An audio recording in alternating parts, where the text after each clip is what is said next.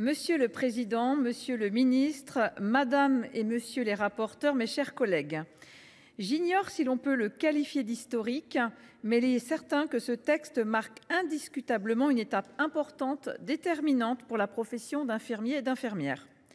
Pour les 640 000 d'entre eux exerçant dans notre pays, dont 145 000 en libéral, ce texte porte la reconnaissance de leurs compétences, de leur savoir-faire, de leur engagement, en somme de leur rôle fondamental auprès des patients.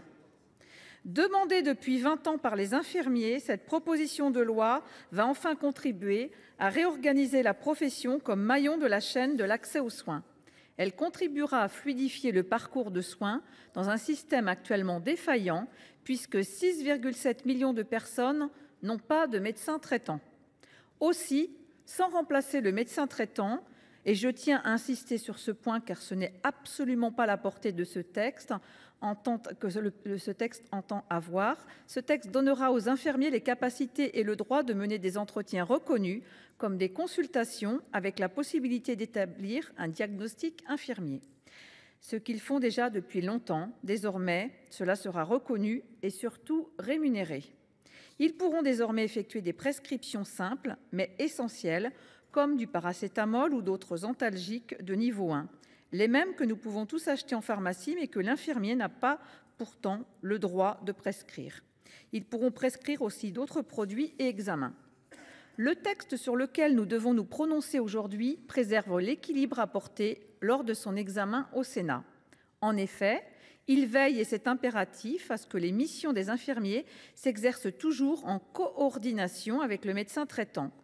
Le diagnostic infirmier ne remplacera pas le diagnostic médical et l'intégralité du suivi opéré par l'infirmier devra être versée dans le dossier médical partagé du patient. Leurs missions sont enfin désormais définies: réalisation et évaluation des soins, orientation de la personne, participation à la prévention et à la formation. Le texte accorde aussi une meilleure reconnaissance de la pratique avancée. Les IPA, piliers indispensables, pourront désormais exercer dans les services de protection maternelle et infantile, de santé scolaire et d'aide sociale à l'enfance. Nous saluons la conservation de l'amendement de notre collègue Daniel Chassain à l'issue de la CMP.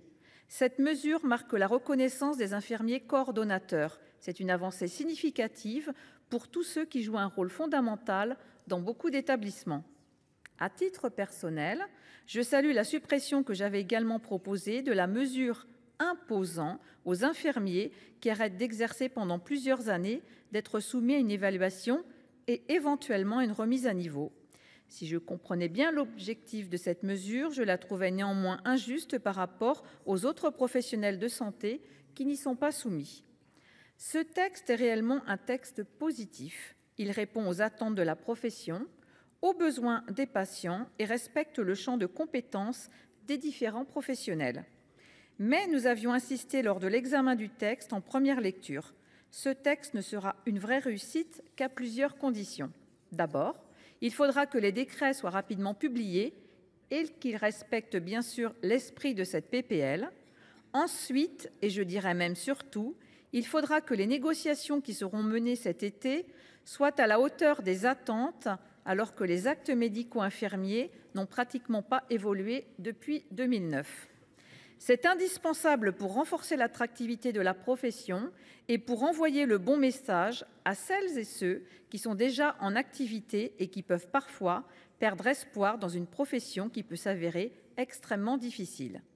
Enfin, je tiens de nouveau à remercier et féliciter vivement Nicole Dubré-Chirat, députée de Maine-et-Loire, ainsi que Frédéric Valletoux pour être à l'origine de cette proposition de loi. Je remercie aussi nos rapporteurs Anne-Sophie Romani et Jean Sol pour leur travail. Je vous remercie.